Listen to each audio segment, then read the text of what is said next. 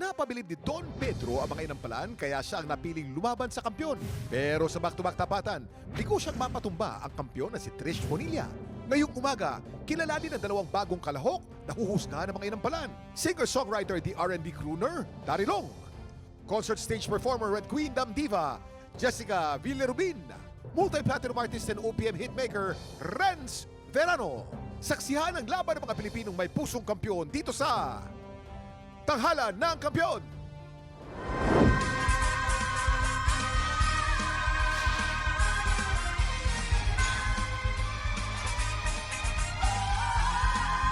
Yun! Eto na nga po, dalawang kalahok ulit ang susubok. Humamon sa kampiyon natin na si Trish Bonilla. Trish Bonilla, saksihan ang kanilang mainit na bakbakan dito sa Tanghalan ng Kampyon. Ang pagpapasaklaban ngayong umaga, J.M. Santos, Greg Pitoy. Silang sasabak sa Unang Bagan. So, ang masasabi ko sa mga katulad ko na patuloy na nangangarap, kung talaga ito talaga yung passion mo, talagang just keep doing it. Yung season 1, sumali na po ako ng Tanghalan ng Kampyon. And ang nag-interview po sa akin noon is si Herlin. And yung isa lang po na nag-capture talaga ng puso ko is yung sinabi niya sa akin na pagpatuloy ko yung passion ko. At yun yung sa paraan na gumawa ako ng sarili kong banda. Lagi po kami tumutugtog ng banda ko sa mga hotels. Tumutugtog na rin po kami sa mga corporate event. Basta kailangan ng musician, kaya namin siyang ibigay sa mga clients namin. Sa banda ko talaga, ito yung pinakamalaking part. Actually, para siyang contest din ko siyang itinuturing. Lalo na pag bridal march song. Yung feeling na tahimik yung buong simbahan.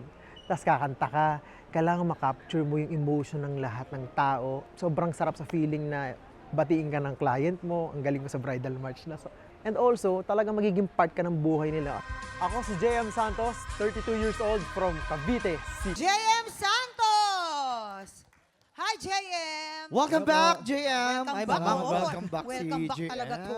Alam mo, Mamang, after daw niya sumali dito sa Tanghalan, abay bumuo siya ng banda. Ang pangalan ng banda niya ay J Musico. Ay, L pala. Kala ko kasi Jason.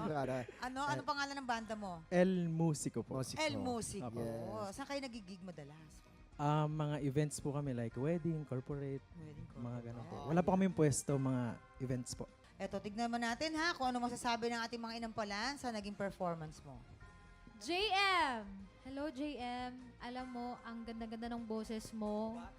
Dynamics, nandun eh. Alam mo kung saan mo, saan ka hihina, saan ka lalakas, which is good. Voice control, ang galing din. Great song choice. Bagay na bagay sa'yo. Siguro kung may napansin lang ako, yung pagbitaw mo lang doon sa In Your Eyes, yung pinaka-highlight, siguro mas pulido, mas malinis. Pati yung alive, yung nag-adlib ka doon. Sana mas sure ka. But overall, naramdaman ko yung emosyon, kaya congrats. Thank you po. Maraming salamat po. JM, maganda ang interpretation mo nitong kanta na to. Nagbigay ka ng sarili mong kumbaga may originality dahil meron ka mga binabali. Kaya lang yung mga ibang nababali mo, yung mga adlibs, ito yung lagi kong sinasabi. Kapag nag-a-adlib ka, siguraduhin mong eksakto. Kasi may certain parts na pwede kang mag-adlib. Walang problema ron. Kaya lang, kailangan ugma siya sa akorde. Hindi pwede yung bibira ka na lang ng bibira ng adlib. Pero maganda naman ang intention mo. Kaya lang, be careful. Yun lang. Thank you so much po. Yan, maraming salamat. Ito, JM, maalamin naman natin ang scores na ibibigay sa'yo natin mga inampalan. JM, ito ang mga stars na bibigay ko sa'yo.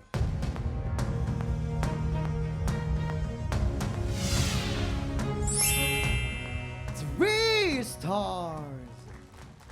JM, ang stars na binigay ko sa iyo today ay...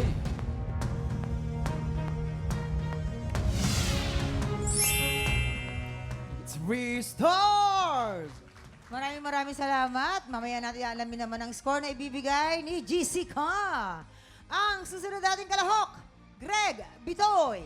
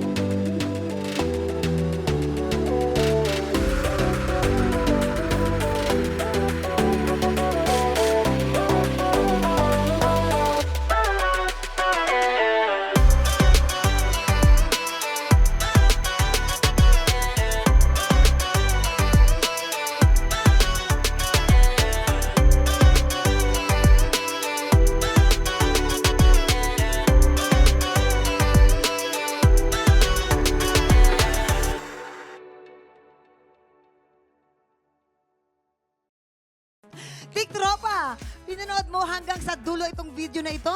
Abay, very good ka!